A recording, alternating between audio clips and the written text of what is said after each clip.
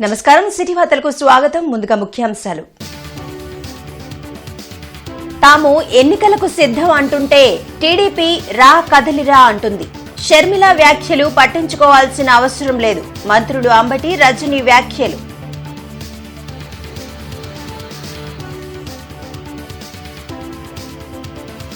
తూర్పులో పలు అభివృద్ధి పనులకు శంకుస్థాపనలు నగర సమగ్రాభివృద్ధే లక్ష్యమన్న ప్రజాప్రతినిధులు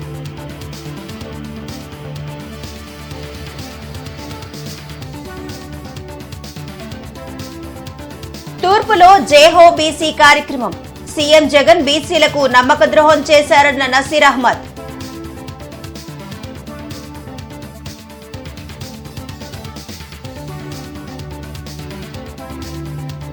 జనసేన పార్టీలో చేరిన ఎంపీ బాలశౌరి గుంటూరు నుండి భారీ ర్యాలీ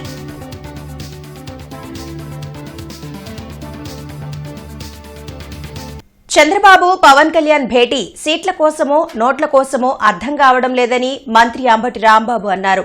మేము ఎన్నికల కోసం సిద్ధం అంటుంటే వాళ్లు రా కదలిరా కూర్చుందాం మాట్లాడుకుందాం రా అంటున్నారని ఎద్దేవా చేశారు. వేర్ హౌసింగ్ కార్పొరేషన్ చైర్మన్ గా మామిడి రామును నియమించారు. హౌసింగ్ బోర్డులో జరిగిన అభినందన సభలో మంత్రులు అంబటి రాంబాబు, విడుదల రజని పాల్గొన్నారు. షర్మిల మాటలు పట్టించుకోవాల్సిన అవసరం లేదన్నారు. రానున్న ఎన్నికల్లో చంద్రబాబు, పవన్ కళ్యాణ్, లోకేష్ ని ఓడించడమే తమ టార్గెట్ అని వ్యాఖ్యానించారు. టీడీపీ, జనసేన, బీజేపీ కలిసి వచ్చినా, సింగిల్ గా వచ్చినా 175 అసెంబ్లీ స్థానాల్లో గెలిపే లక్ష్యంగా పనిచేస్తామని తెలిపారు. కార్యక్రమంలో ఎమ్మెల్యే మద్దాలి గిరిధర్, శాసనమండలి whip Lella Appireddy, mayor Kavati Manohar Naidu, market yard chairman Nimmakayala Rajanarayana, GDCC chairman Ratamshetty Ramu తదితరులు పాల్గొన్నారు.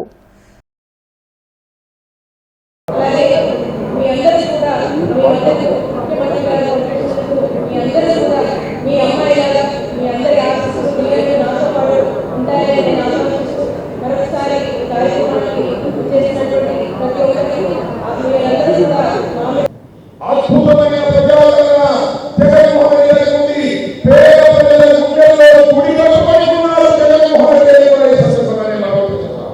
అది సత్యం కార్యక్రమాలు చేయడమే కాదు, ఇచ్చిన మాట నిలబెట్టుకున్నటువంటి వ్యక్తి జగన్మోహన్ రెడ్డి గారు. వాగ్దానాలు చేసినటువంటి నిలబెట్టుకున్నాడు. మేనిఫెస్టోలో చెప్పినటువంటి ప్రతి మాటను నిలబెట్టుకుని గౌరవిస్తున్న వ్యక్తి ఈ రాష్ట్ర ముఖ్యమంత్రిని ఆలోచిస్తున్నాం.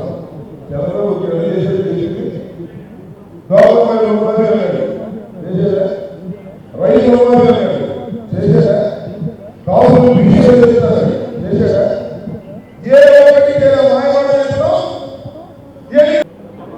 అనేక మంది ముఖ్యంగా ఉన్నటువంటి ప్రజలతో పాటుగా మామిడి రాము మా అందరితో పాటుగా జనాలు గుర్రాలు పెట్టుకుని జగన్మోహన్ రెడ్డి గారి ముఖ్యమంత్రి చేయాలనే ఆలోచన తలపుతూనే ముందుకు సాగినటువంటి పరిగణనతో కూడా వాళ్ళు రాబోయే అధ్యక్షుడిగా పనిచేశారు. నేను అధ్యక్షుడిగా పనిచేశాను. రాబోయే చేస్తే నా తర్వాత రాము గారు కూడా ఒకరోజు ఒకే ఒక్కరిగా జిల్లా అంటే వైఎస్ఆర్ కాంగ్రెస్ పార్టీ కార్యకర్తలకు నాయకులకు వైఎస్ఆర్ కాంగ్రెస్ పార్టీ ముందుగా హృదయపూర్వక నమస్కారాలు తెలియజేసుకుంటూ ఈ కార్యక్రమానికి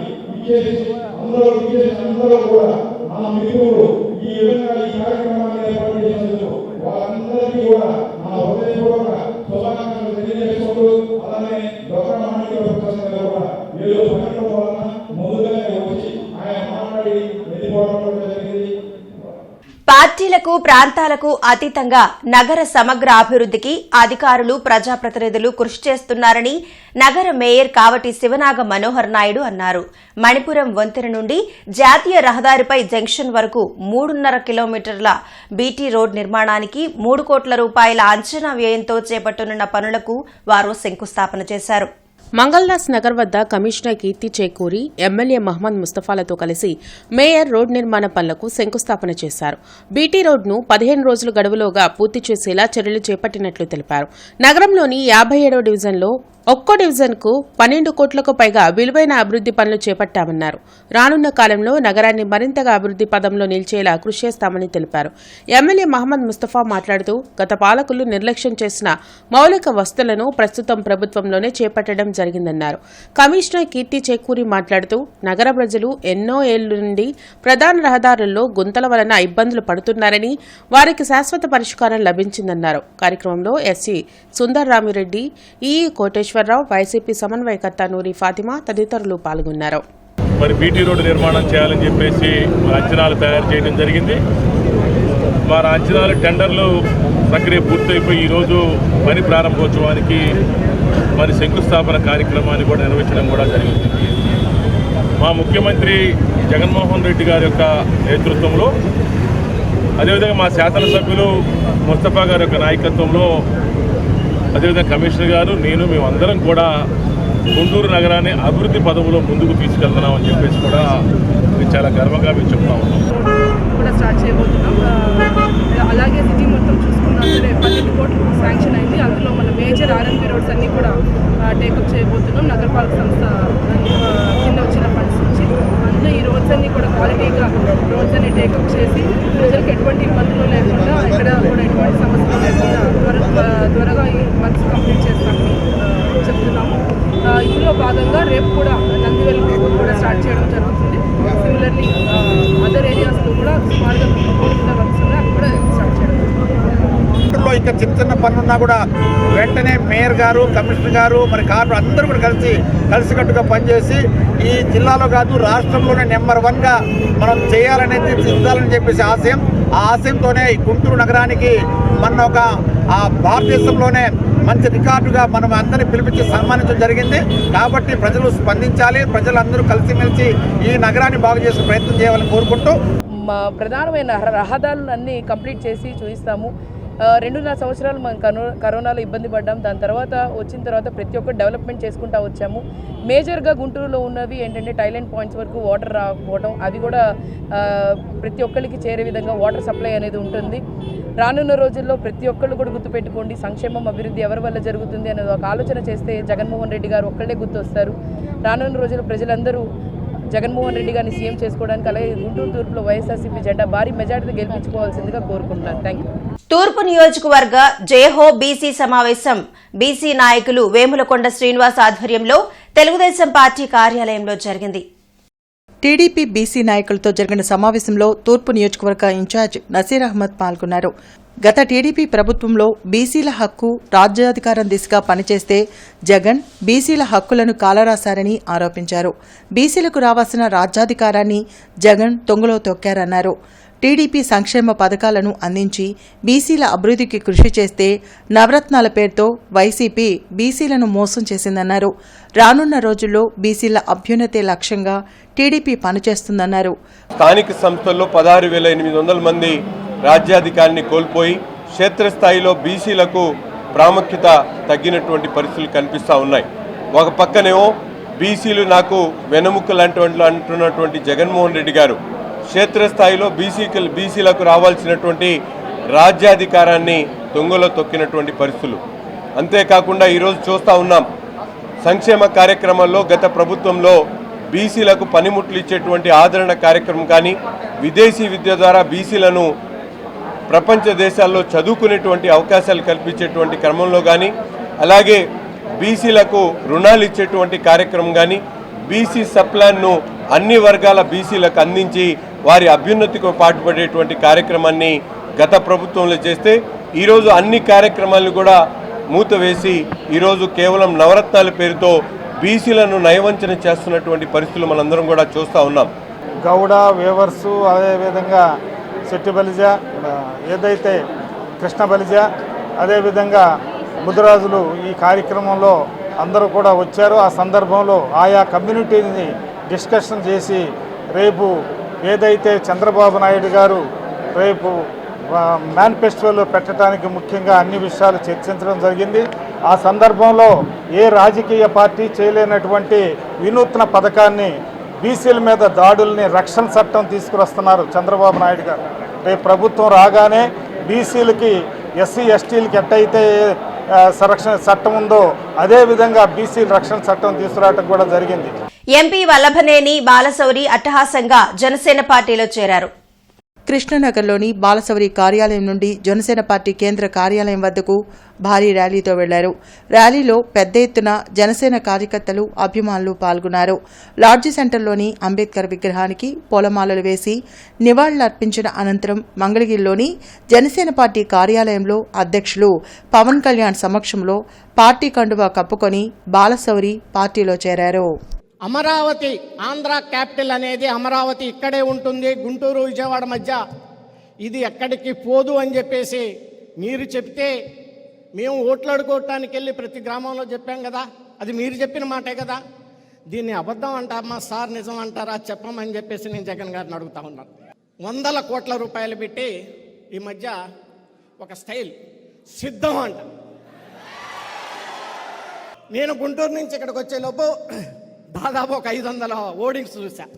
సిద్ధం దేనికి సిద్ధం? పారిపోవటానికి సిద్ధమా అని చెప్పేసి నేను అడుగుతా ఉన్నా. ఇక్కడ ఉంది జన సైన్యం, వేటాడతారు అని చెప్పి ఈ సందర్భంగా నేను మనవి చేస్తా ఉన్నాను. శ్రీ వల్లభనేని బాలశౌరి గారికి మనస్ఫూర్తిగా జనసేన తరపు నుంచి, జనసేన నాయకుల తరపు నుంచి, జన సైనికులు, వీర మహిళల తరపు నుంచి మనస్ఫూర్తిగా మీకు ఆహ్వానం పలుకుతున్నాను. ప్రజల కోసం పనిచేసే ఒక కూలీ అనుకోండి, నేను పవర్ స్టార్ కంటే కూడా ప్రజల కోసం పనిచేసే కూలీ అంటే నేను ఎక్కువ సంతోషిస్తాను. అలాగే నాకు భయాలు లేవు, నాకు భయాలు లేవు. నేను తప్పు చేస్తేనే భయపడతాను. నాకు ఆశలు లేవు, పదవుల మీద అత్యాశలు లేవు. ప్రజలకి నిలబడాలన్న ఒక ఆకాంక్ష తప్ప ఏ రోజు కూడా అడ్డగోలుగా పిచ్చి పిచ్చిగా మాట్లాడి అడ్డదారులతో అధికారం సంపాదించాలి అని నేను ఎప్పుడు అనుకోను. 2024 ఎన్నికల్లో మనం జనసేన తెలుగుదేశం ప్రభుత్వాన్ని స్థాపిస్తున్నాం. కష్టం, పోరాటం చేయాలి, విజయం తేలికేం కాదు. జగన్ ఎన్ని మోసాలు చేసినా, ఎన్ని మాయలు చేసినా వాటన్నిటిని అధిగమించి మనం ప్రభుత్వాన్ని స్థాపించాలి. ప్రతి సీటు కూడా గెలిచే సీట్ అవ్వాలి. ఎంతని కాదు, ఎన్నని కాదు, గెలిచేది ప్రతిదీ కూడా తక్కువలో తక్కువ 98% స్ట్రైకింగ్ రేట్ ఉండాలి. శ్రీకృష్ణదేవరాయ కాపు, బలిజ, తెలగ, తూర్పు కాపు ఉద్యోగ ఉపాధ్యాయ జేఏసీ ఆధ్వర్యంలో రాష్ట్ర స్థాయి ఆత్మీయ సమావేశం అరండల్పేటలో జరిగింది. ఫర్టిలైజర్స్ హాల్లో జరిగిన సమావేశంలో రాష్ట్ర వ్యాప్తంగా ఉన్న కాపు ఉద్యోగులు పెద్ద సంఖ్యలో పాల్గొన్నారు. సమావేశంలో రాజకీయాలకు అతీతంగా కాపుల సంక్షేమ కార్యక్రమాలపై చర్చించనున్నట్లు చెప్పారు. కాపు ఉద్యోగులు అభివృద్ది చెందాలంటే అందరూ ఒకే తాటిపై నడవాల్సిన అవసరం ఉందన్నారు. కార్యక్రమంలో కాపు సంఘం నాయకులు దాసరి రాము, సోమరావుతు రామకృష్ణ, మలిశెట్టి సుబ్బారావు, మగతాల శ్రీనివాసరావు తదితరులు పాల్గొన్నారు. అది అందుకు చెప్తున్నా, ఏమంటే మన టైం మనం ప్లాన్ చేసుకోవచ్చు, ఉద్యోగం అప్పుడు పడదు. నేను చాలాసార్లు మరి రాజకీయం వద్దన్నారు కాబట్టి 2 మొక్కలు, అసలు రాజకీయ రంగం లేని, రాజకీయ రంగు లేని రంగం ఉన్నదా ఈనాడు? అసలు రాజకీయం లేని ఏ రంగం ఉంది? సో రాజకీయం ఉండాలి మన బ్యాక్గ్రౌండ్లో. అందుకని నేను ఉద్యోగం చేసేటప్పుడు కూడా రాజకీయం చేసేదాన్ని మీకు మనం చేస్తున్నా.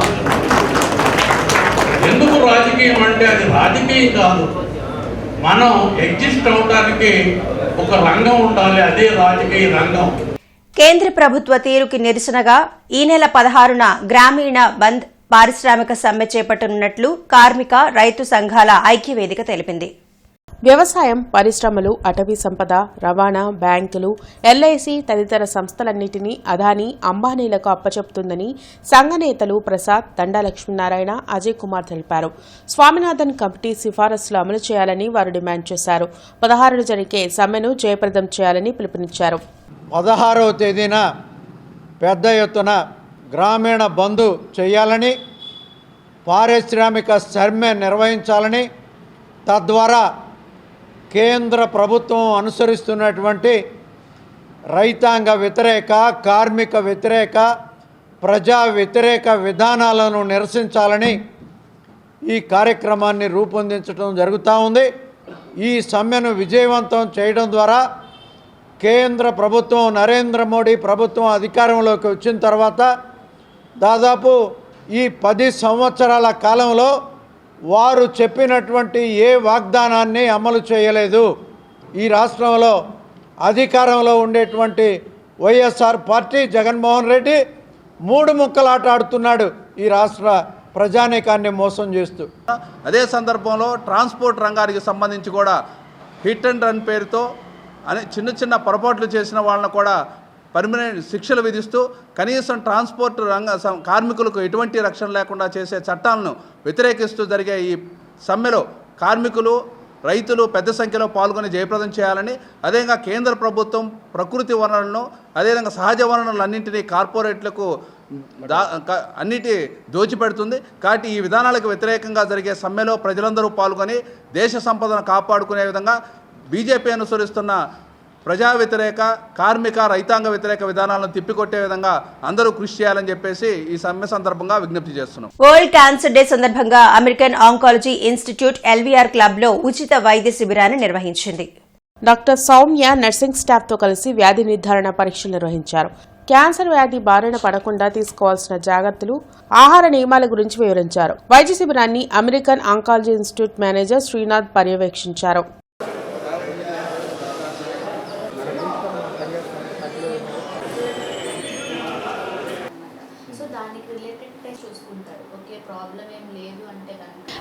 ఏ ఎక్కువ ఏజ్ వాళ్ళు దానికి రిస్క్ ప్రోన్ అవుతారు అండ్ దానికి రిలేటెడ్ సిమ్టమ్స్ ఎలా ఉంటాయి అండ్ అది ఎలా మనం డయాగ్నోస్ చేస్తాం, దానికి రిలేటెడ్ ఇన్వెస్టిగేషన్స్ కానీ లేదంటే దానికి ట్రీట్మెంట్స్ ఎలా ఉంటాయి అనేది ప్రతి ఒక్కరికి వివరించడం అనేది జరిగింది.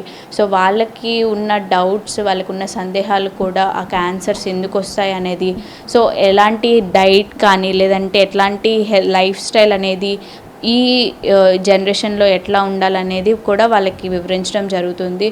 అండ్ సో ఈ వరల్డ్ క్యాన్సర్ డే సందర్భంగా క్యాన్సర్ అవేర్నెస్ గురించి వాళ్ళు అవగాహన తెచ్చుకుని అండ్ వాళ్ళకి రిలేటెడ్ పీపుల్కి కూడా వాళ్ళు ఈ ఇన్ఫర్మేషన్ అనేది వాళ్ళు తెలియజేయడం వల్ల సో ప్రతి ఒక్కరికి క్యాన్సర్ గురించి అనేది తెలుస్తుందని ఉద్దేశంతో ఈ క్యాన్సర్ స్క్రీనింగ్ క్యాంప్ అనేది అరేంజ్ చేశాము. సో అందరికీ ఈ క్యాన్సర్ స్క్రీనింగ్ క్యాంప్ అనేది యూస్ఫుల్ అవుతుందని ఉద్దేశిస్తూ సెలవు తీసుకుంటాం. రాష్ట్రంలో ఎన్నికల యుద్దం మొదలైందని వైసీపీ నేత రావెల కిషోర్ బాబు తెలిపారు. పెత్తందారీ వ్యవస్థకి సమాజ వ్యవస్థకు మధ్య ఈ యుద్దం జరుగుతుందని అన్నారు. అవినీతి రాజకీయాలకు చరమగీతం పాడాలనే సంకల్పంతో సీఎం జగన్ పాలన సాగిస్తున్నారని వైసీపీ నేత రావెల కిషోర్ బాబు తెలిపారు. గార్డెన్స్ వైసీపీ రీజనల్ కార్యాలయంలో ఆయన మీడియాతో మాట్లాడారు. సీఎం జగన్ 120 సంక్షేమ పథకాలు ప్రవేశపెట్టి నేరుగా లబ్దిదారుల ఖాతాల్లోకి జమ చేస్తున్నారని చెప్పారు. పథకాలపై టీడీపీ, జనసేన, ఇతర పార్టీలు దుష్ప్రచారం చేయడం తగదన్నారు. సామాజిక, ఆర్థిక, విద్యా రంగాల్లో అసమానతలు కొనసాగుతున్నాయని ఈ అంతరాలు తొలగించేందుకే సీఎం జగన్ కృషి చేస్తున్నారని రావెల తెలిపారు. ఇవాళ జగన్మోహన్ రెడ్డి గారు సమాజాన్ని ప్రక్షాళన చేయాలని, అవినీతితో కూడుకున్నటువంటి రాజకీయాలకు చర్మగీతం పాడాలని, అసమర్థ పరిపాలన అంతం చేయాలని, సుస్థిరమైన సుపరిపాలన అందించాలని చెప్పేసి గత 4.5 సంవత్సరాలుగా ఎంతో ప్రయాసపడటం మనం చూస్తూ ఉన్నాం. 120 సంక్షేమ పథకాల ద్వారా 2,55,000 కోట్ల రూపాయల నిధుల్ని నేరుగా లబ్ధిదారుల ఖాతాకు ఈరోజు వెళ్తున్నాయంటే దళారుల ప్రమేయం లేకుండా, అవినీతికి తావు లేకుండా, మధ్యవర్తుల ప్రమేయం లేకుండా నేరుగా లబ్ధిదారుల ఖాతాకి 2,55,000 కోట్ల రూపాయల నిధులు వారికి సంక్షేమ పథకాల ద్వారా అందుతున్నాయంటే ఇది ఒక చరిత్ర కాదా భారతదేశ రాజకీయాల్లో అని చెప్పేసి నేను అడుగుతా ఉన్నాను.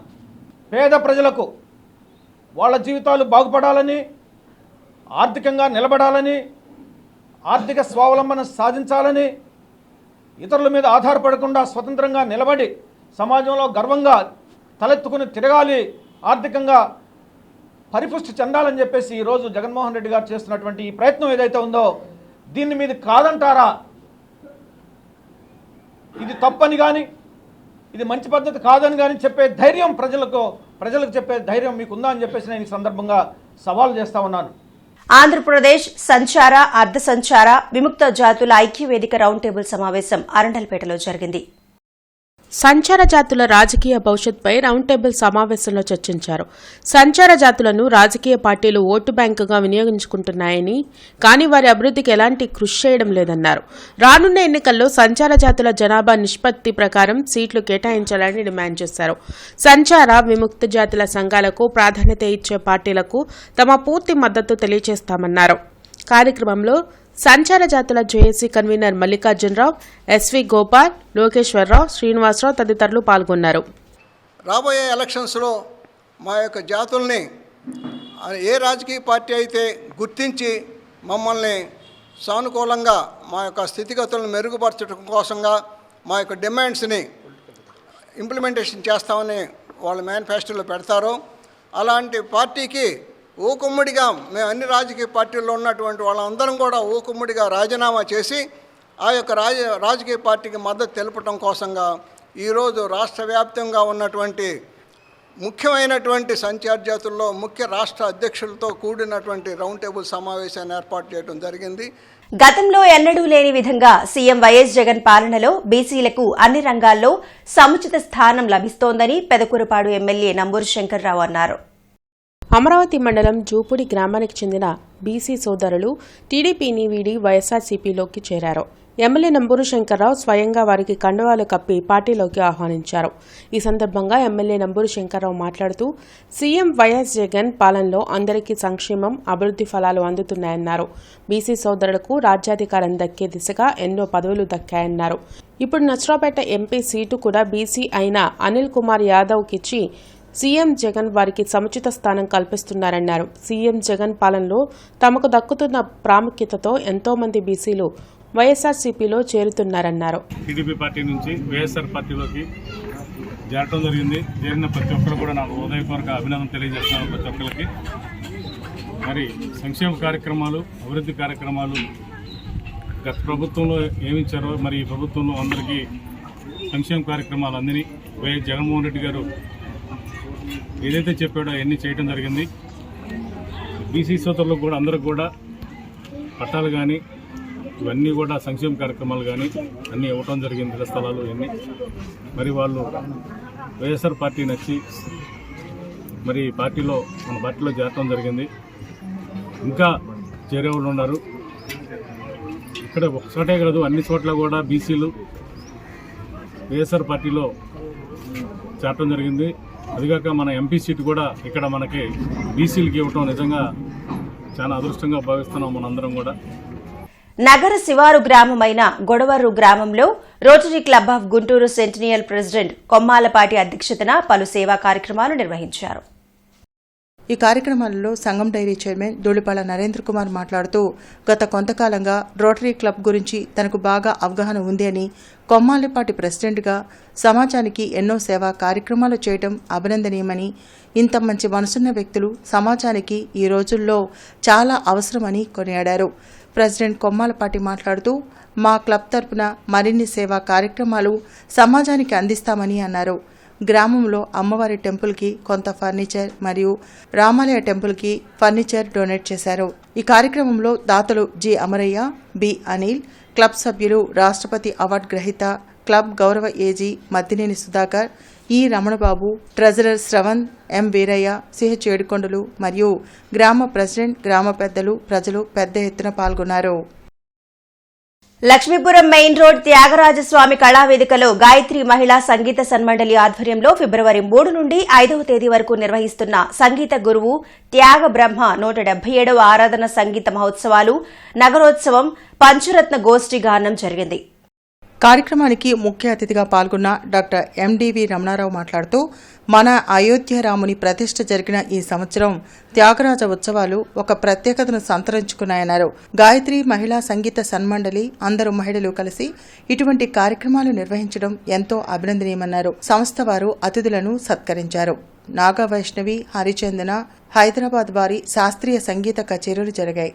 ప్రధాన కచేరీలో భాగంగా సాయి విఘ్నేష్ శాస్త్రీయ సంగీత కచేరీలో అనేక త్యాగరాజస్వామి కృతులను శ్రావ్యంగా గానం చేసి సంగీతాభిమానులను అలరించారు. వీరికి వయలిన్పై పప్పు జ్ఞానదేవ్, మృదంగంపై మల్లాది అరవింద్ చక్కటి వాయిద్య సహకారాన్ని అందించారు. సాయంత్రం కార్యక్రమాలకు ముఖ్య అతిథులుగా కార్డియాలజిస్ట్ డాక్టర్ కార్మూరి శ్రీనివాసరెడ్డి, గౌరవ అతిథిగా రామరాజు ఫౌండేషన్ చైర్మన్ రామరాజు శ్రీనివాస్ పాల్గొని కళాకారులకు ఆశీస్సులు అందించారు. ఈ సందర్భంగా శేషరాణి మాట్లాడుతూ సోమవారం ఉదయం నుండి 2 గంటల వరకు లఘు కచేరీలు, సాయంత్రం పోపూరి గౌరీనాథ్ గాత్ర కచేరీ జరుగుతాయన్నారు.